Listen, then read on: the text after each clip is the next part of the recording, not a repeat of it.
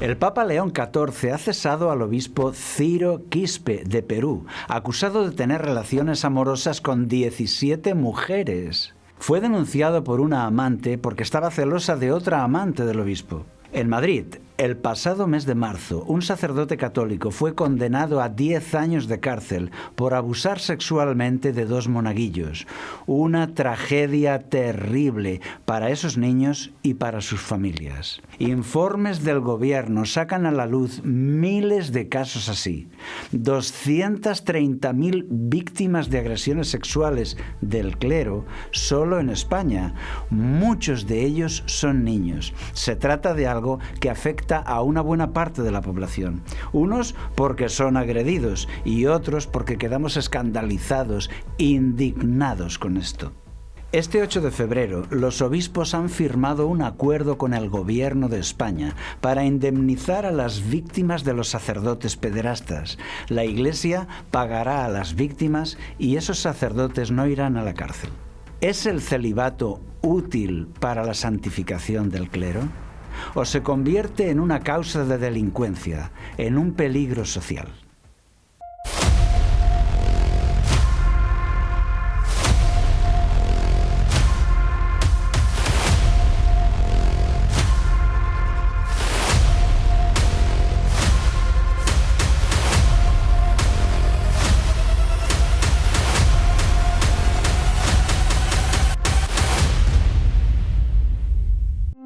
Con faldas y a lo loco. El obispo Ciro Quispe López, prelado de Juli, en Perú, fue investigado y se destapó un escándalo sexual y financiero dentro de la Iglesia. Mantuvo relaciones sexuales con al menos 17 mujeres, entre ellas una monja. Así siguió este obispo playboy con sus actividades hasta que una de sus amantes se puso celosa de otra y le reclamó. Esto provocó discusiones y riñas entre varias mujeres implicadas, lo que descubrió toda la trama. Una historia que da para grabar una serie de televisión llena de secretos, habitaciones lujosas, pasión y traición. Este obispo es un viejo conocido del Papa León XIV, porque los dos eran obispos cercanos trabajando en Perú. Cuidado, no estamos diciendo que sean amigos ni cómplices de nada, solo que fueron colegas cercanos en su trabajo.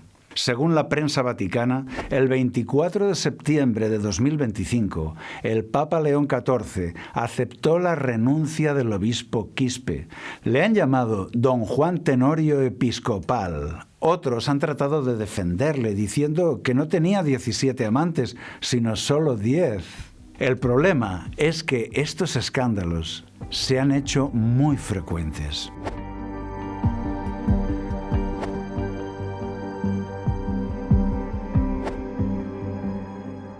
¿Qué está pasando? Es muy desanimador porque la gente espera que ellos serán un ejemplo de moral, serán un referente de santidad. Y tú dirás, pero solo son una minoría de los sacerdotes. Hombre, claro, ¿eso quiere decir que no debemos alarmarnos hasta que sean una mayoría los sacerdotes violadores? ¿Me estás diciendo que no hay que protestar porque solo una minoría del clero son pederastas y delincuentes? Por favor, sería como decir que no podemos condenar a los estafadores porque solo son una minoría de los comerciantes. No, el clero debe cumplir la ley como todos. Cifras que asustan. Pero yo pregunto, ¿realmente son muy pocos los sacerdotes violadores? Porque todos queremos creer que son una minoría insignificante, ¿verdad? En Logos TV lo hemos investigado. La Oficina del Defensor del Pueblo del Gobierno de España lo investigó profesionalmente, con estudios, expertos y encuestas. Y lo que encontró nos dejó asombrados. En su informe oficial de 2023 declaró lo siguiente: existen en España más de 440.000 víctimas de abusos en el ámbito de la Iglesia Católica, entre agresiones de sacerdotes, de laicos, de profesores, de personal. Un gran número de víctimas que supone el 1,13% de la población. Y ahora, víctimas directas del clero. el 0,6% de la población adulta. Son 230.000 personas que afirman haber sufrido abusos directamente de los sacerdotes o religiosos. Es demasiado, pero si solo hay 15.000 sacerdotes en España, si hacemos una sencilla estadística, sale una media de 15 agresiones sexuales por cada sacerdote, de media. Esto es intolerable. Ya sé que muchos sacerdotes son inocentes, por supuesto, faltaría más. Hablamos aquí solo de los culpables. Los números son impresionantes, demoledores. Yo no sabía que este problema era tan grande. Lo he leído en los periódicos y estoy asombrado. Este asunto es repugnante porque reúne perversión sexual con abuso de poder, con hipocresía religiosa. Por eso han habido protestas públicas, incluso ante el Vaticano. Una de las pancartas cambiaba una frase de Jesús y decía: Señor, no les perdones porque sí saben lo que hacen.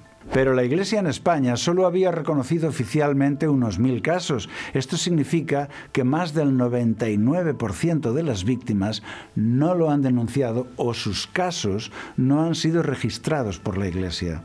Es muchísima gente. 230.000 víctimas en España. Entonces, ¿cuántas habrá en un país grande como México? ¿1 millón? ¿Cuántas habrá en el mundo?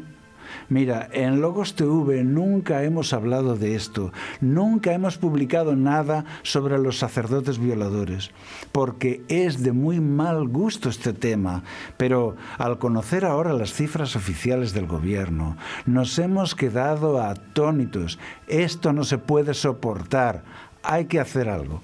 El sufrimiento mental de ser violado y encima que nadie te crea, ha llevado a algunos niños al suicidio, como lo oyes. Hoy visto una camisa negra para recordar a todos esos niños inocentes, porque ellos están muertos mientras sus agresores están celebrando misa. Diferentes comisiones de expertos han estudiado el asunto en Alemania, en Pensilvania, Estados Unidos, en Australia, en Irlanda. Las conclusiones de estos estudios siempre son las mismas. Son crímenes masivos en extensión, confirmados, sistemáticos, que se practican en todos los países donde los sacerdotes católicos tienen poder en la sociedad. Todo esto se conoce con precisión. Así que, por favor, abrid bien los ojos a vuestro alrededor, proteged a los niños de estos depredadores. La respuesta del Vaticano, por muchos años, ha sido absolver por falta de pruebas y alejar a los pedófilos de sus víctimas mediante un traslado a otra región. Con eso se ponía en riesgo a nuevas víctimas porque el delincuente no era castigado, quedaba libre para continuar. Algunos creyentes no quieren denunciar esto para no perjudicar a la Iglesia a la que aman. Gran error. La Iglesia necesita ser limpiada de este tipo de personas que la traicionan y la perjudican. Denunciar es un deber cristiano. Denunciar es clave. Es clave para poner en marcha medidas que garanticen tu seguridad.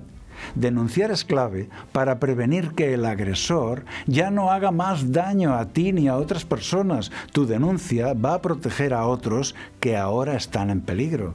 Denunciar es clave para acceder a los servicios médicos, psicológicos y legales para ayudarte a superar ese difícil momento. Denunciar es el primer paso para que el hecho que has sufrido pueda ser esclarecido, puede ayudarte a cerrar ese capítulo doloroso y a encontrar descanso.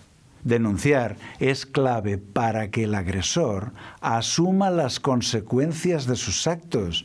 Denunciar es clave para visibilizar el problema de las agresiones sexuales y fomentar una mayor conciencia social, y así que puedan mejorar las políticas de prevención y de protección para todos. Por eso, si tú eres víctima de abusos sexuales o tus niños han sido víctimas, denuncia, no seas cómplice de un delincuente, denuncia por el amor de Dios. Basta con llamar al teléfono de la policía o con declarar en una comisaría. El teléfono de atención por delitos sexuales en España es el 016, llamada gratuita 24 horas.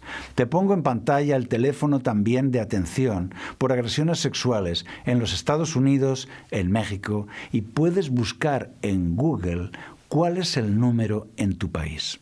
Le pedimos a Dios que no se resuelva todo esto con dinero, solo porque la Iglesia tiene dinero ilimitado más que las víctimas y puede comprar su silencio pagando una multa. Le pedimos a Dios que los tribunales de justicia hagan justicia, que los curas delincuentes paguen con cárcel como los demás ciudadanos. El acuerdo. Datos solo de España.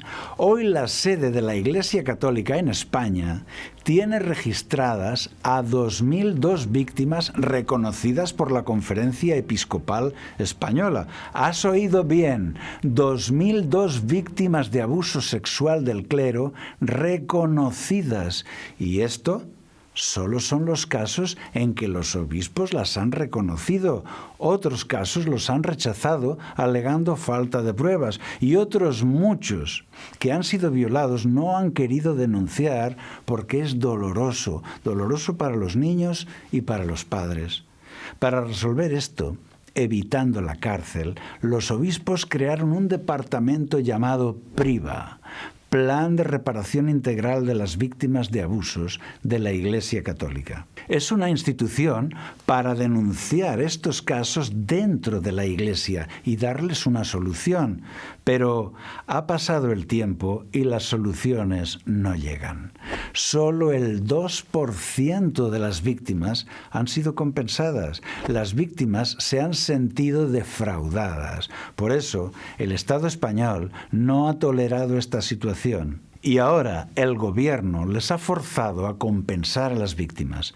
Pero la Iglesia ha declarado oficialmente que lo hace porque la Iglesia tiene mucha moral. ¿Y cómo es este acuerdo? Se trata de un sistema mixto de 3 participantes: la Iglesia, el Estado y las víctimas. En caso de desacuerdo, la última palabra la tiene el defensor del pueblo. El pago de las reparaciones económicas corre a cargo de la Iglesia Católica y las víctimas recibirán ese dinero libre de impuestos.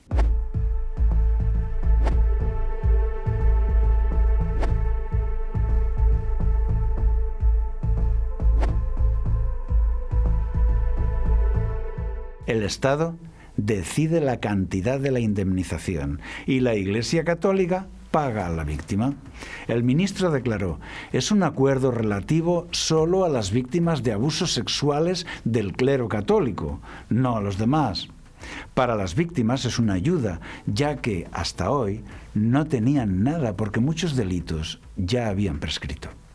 Pero toda esta tragedia social nos lleva a una pregunta.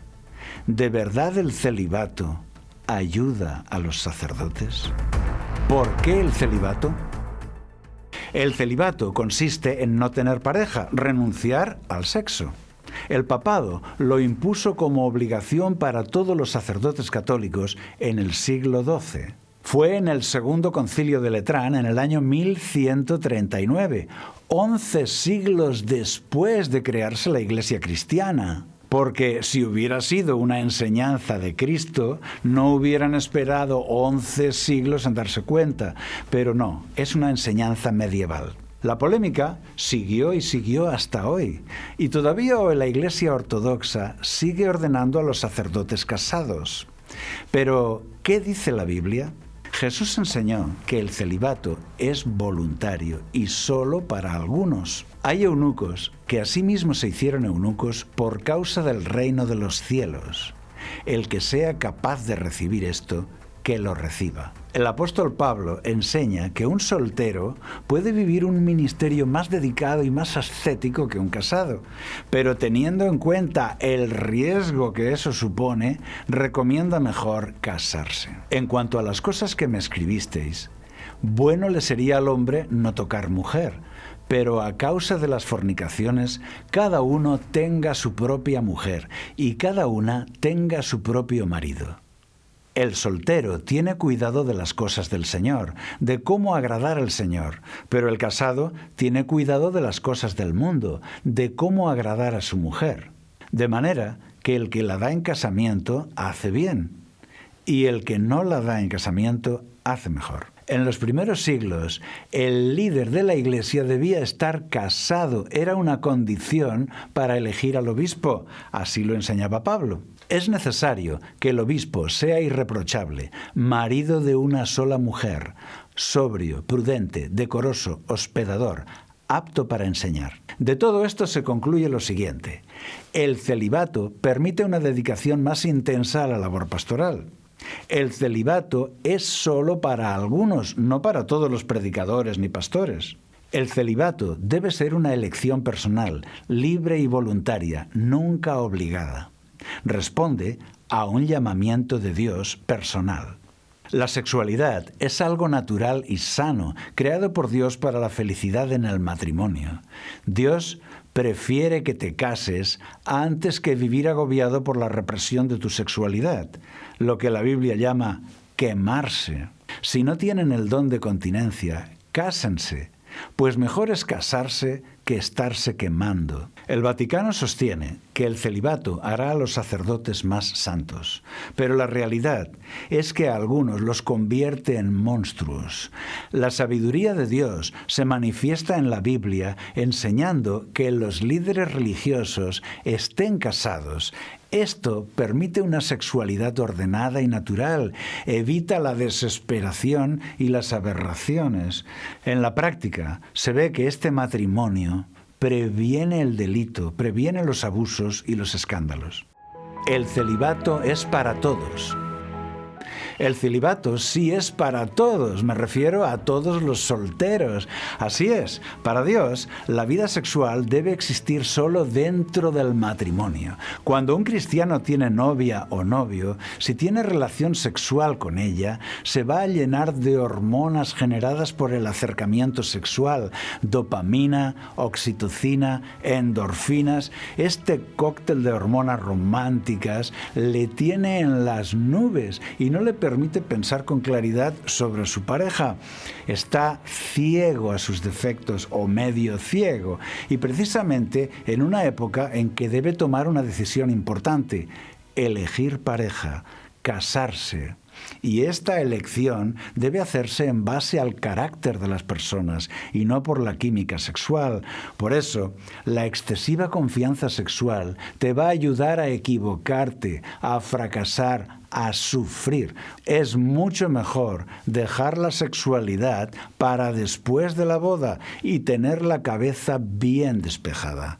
Jesús predicó que la pareja debe ser una sola carne. La sexualidad es mucho más que un acto físico, no es solo placer ni una respuesta biológica, es un lenguaje que crea un vínculo psicológico, un vínculo profundo, emocional, espiritual. A esto se refiere la expresión una sola carne. Es la entrega total de la persona, cuerpo, mente y corazón. Un compromiso en serio, una entrega por amor, en seguridad y confianza. Yo sé que esto no está de moda. Yo sé que la moda social hoy es que se practique el sexo de forma libre y sin límites, pero los cristianos estamos llamados a vivir de forma diferente, siguiendo las enseñanzas de Jesús. Así que anímate a obedecer. Dios dará la ayuda necesaria para cada situación, para que tú seas fiel, para que tengas victoria. Dios es muy claro en esto. El celibato no es para el clero, es para todos los solteros. Dios creó la pareja humana, hombre y mujer. Ese es su plan para el ser humano. Así que, si quieres ser fiel a Dios, elige una pareja para unirte a ella hasta que la muerte os separe. Y hasta entonces, la virginidad es el camino marcado por Jesús. entra en ese plan de entrenamiento diseñado por Dios que se llama obediencia. El que es fiel en lo poco, también lo será en lo mucho, y el que no es íntegro en lo pequeño, tampoco lo será en lo grande. Tenemos recursos gratis para ti, estudios de la Biblia y buenos libros. Te dejo los enlaces en la descripción del vídeo. Son lo mejor para aprender. Si te gusta este contenido, compártelo, apóyanos con un like y con tu comentario. Suscríbete para recibir más vídeos. Recibe un abrazo de todo el equipo de Logos TV y que Dios te acompañe siempre. El grupo periodístico El País puso en marcha en 2018 una investigación de la pederastia en la Iglesia y tiene una base de datos actualizada con todos los casos conocidos. Si conoces algún caso que no haya visto la luz, puedes escribir a la dirección email que aparece en pantalla. Si tú eres católico y deseas que el problema sea resuelto solo dentro de la Iglesia Católica, puedes denunciarlo a PRIVA, Plan de Reparación Integral a Víctimas de Abusos en la Iglesia Católica.